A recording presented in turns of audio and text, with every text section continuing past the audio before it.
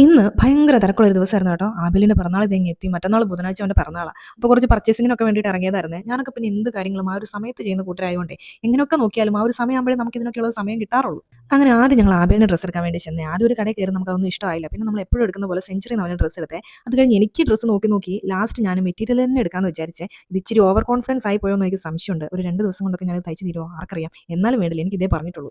ഈ ഒരു ഉച്ച സമയത്തെ വെളിയിലിറങ്ങി നടക്കാന്ന് പറയുന്നത് ഇച്ചിരി റിസ്ക് ആട്ടോ. എന്നെ ഒരു വെയില. അതുകൊണ്ട് ഞങ്ങൾ ഒരു കൂൾ ബാറിലൊക്കെ കയറിയേ. ദേ ആബേലിന്റെ പെറ്റ് അല്ലൊക്കെ ഉണ്ട് കൂടെ. ഞങ്ങൾ ഒരു ഐസ്ക്രീം ഒക്കെ കഴിച്ച് ബിസ്ക്കറ്റ് ഒക്കെ ആബേലിന് കൊടുത്തുനിന്ന് വിശപ്പൊക്കെ അടക്കി ഞാനൊരു ജ്യൂസ് ഒക്കെ കുടിച്ച് ഞങ്ങൾ വീണ്ടും കുറച്ച് ഡ്രസ്സ് എടുക്കാൻ വേണ്ടി കയറിയേ. 2-3 മണിക്കൂർ കഴിഞ്ഞ് ഞാൻ പിന്നെ അതേപോലെ വന്നു കേട്ടോ. അതെന്നാന്നോ, നമ്മുടെ കൂടെ ഉള്ളവർക്ക് ഡ്രസ്സ് എടുക്കുമ്പോൾ അവർ പറയും, അയ്യോ എന്തിനായി ഡ്രസ്സൊക്കെ വേണ്ടിയിരുന്നില്ലല്ലോ എന്നൊക്കെ പറയാം. അപ്പോൾ അവരൊക്കെ ഒന്ന് വീട്ടിൽ വിട്ടിട്ട് അവർക്കുള്ള ഡ്രസ്സ് എടുക്കാൻ പിന്നെയാണ് വന്നതേ. അത് കഴിഞ്ഞിട്ട് ഞങ്ങൾ ആബേലിന് കുറച്ച് സ്വർണ്ണമൊക്കെ എടുക്കാൻ വേണ്ടി വന്നേ. അവന്റെ തളയും വളയും മാലയും ഒക്കെ അവനൊരു പരുവാക്കിയിട്ടുണ്ടായിരുന്നു. അപ്പോൾ അതൊക്കെ ഒന്ന് മാറ്റിയിട്ട് ബാക്കി ഉണ്ടായിരുന്ന കുറച്ച് സ്വർണ്ണമൊക്കെ കൊടുത്തിട്ട് അവന് മാലയൊക്കെ എടുക്കാമെന്ന് വിചാരിച്ച് വന്നതായിരുന്നേ. അങ്ങനെ ഞങ്ങൾ അതൊക്കെ മാറ്റിയെടുത്ത് ഇങ്ങ് പോന്നു. അതിൻ്റെ ഇടയ്ക്കാണ് അവൻ്റെ കുരുത്തക്കേട്. അതൊക്കെ കഴിഞ്ഞ് അവന് നല്ല ഉറക്കം ഉണ്ടായിരുന്നു. എൻ്റെ മടിയിലിരുന്ന് അങ്ങ് ഉറങ്ങിയായിരുന്നേ. അപ്പോൾ ഞങ്ങൾ പിന്നെ തിരിച്ചിങ്ങ് വീട്ടിലേക്ക് പോന്നു. ഇനിയിപ്പം 2-3 ദിവസത്തേക്കൊക്കെ ആയിട്ട് ആബേലിൻ്റെ പിറന്നാൾ വിശേഷങ്ങളൊക്കെ ആയിട്ട് കാണാം കേട്ടോ.